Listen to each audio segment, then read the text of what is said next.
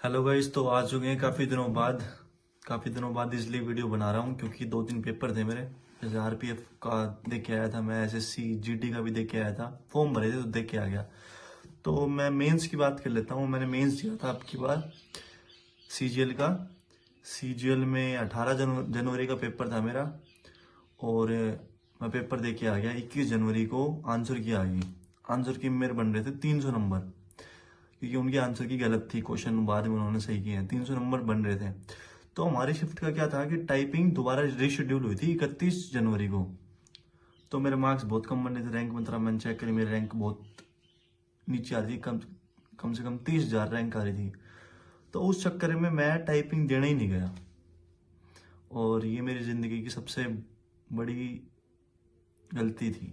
अब रिजल्ट आया, रिजल्ट में तो था ही नहीं नाम, क्योंकि टाइपिंग देख के नहीं आया, सीधी सी बात है। फिर उसके बाद 4-5 दिन बाद आंसर की आ गई। आंसर की में मेरे नंबर थे 340। 340 नंबर थे। अगर मैं टाइपिंग देख के आ जाता तो मेरा सिलेक्शन पक्का था। पक्का भी क्यों, बढ़िया पोस्ट मिलती। जैसे टैक्स असिस्टेंट थे इनकम टैक्स में, उसकी जो कट ऑफ थी 334 थी ओबीसी की। मैं ओबीसी में आता हूँ, तो 334 थी, आराम से सिलेक्शन हो रहा था। उससे भी अच्छी पोस्ट मिल जाती टीए से। तो टीए 2800 ग्रेड पे आती है, 2800 ग्रेड पे से अच्छी पोस्ट मिल जाती। पर वही ना, उन्होंने गलती कर दी। उन्होंने गलत आंसर की देख के मैं सोचा कि मेरे नंबर बनेंगे ही नहीं अब की बार।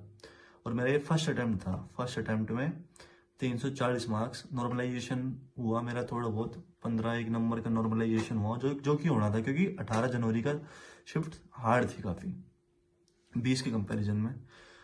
तो भाई ये बात है। अब दुख तो बहुत हुआ, रिग्रेट भी हो रहा है कि उस दिन चला जाता 31 जनवरी को टाइपिंग देना, तो मेरा सिलेक्शन हो जाता आज।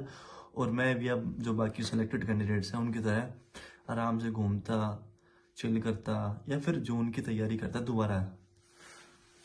तो भाई सब ये है, दुख तो बहुत होता है कि जो हमसे कम नंबर वाले भी थे उनका सिलेक्शन हो गया। कई कई बच्चे ऐसे थे जिनका 300 नंबर पे C S S C S S मिल रहे हैं एसओ में।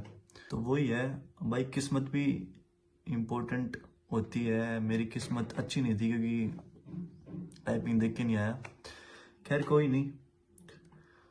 अब उसके बाद आरपीएफ के आंसर की आ गया। आरपीएफ के आंसर की में मेरे बन रहे हैं 120 में से 100 नंबर।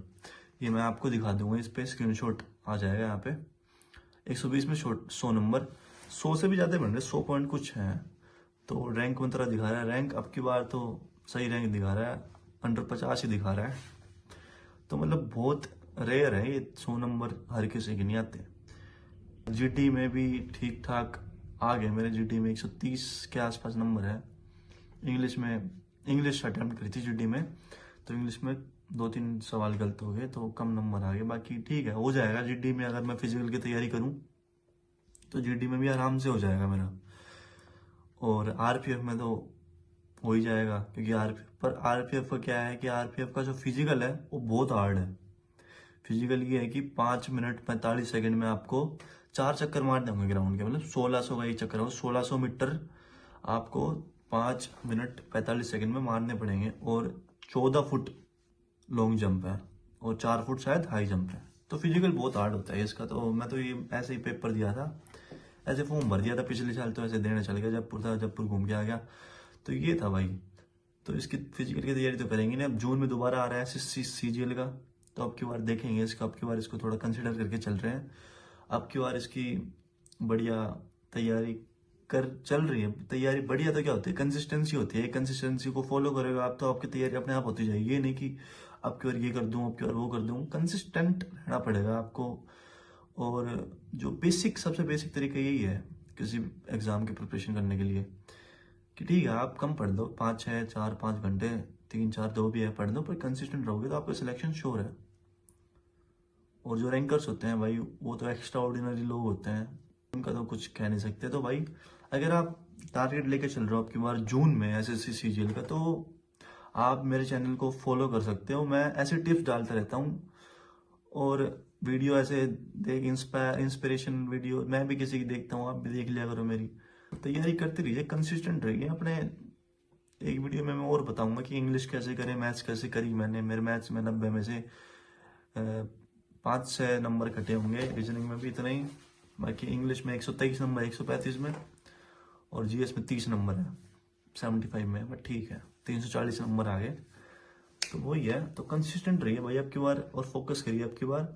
जून में, और जून जुलाई में हो जाएगा प्री का पेपर, 2-3 महीने बाद मेंस, तब तक ख़त्म कर दीजिए, पूरा खेल ख़त्म कर दो।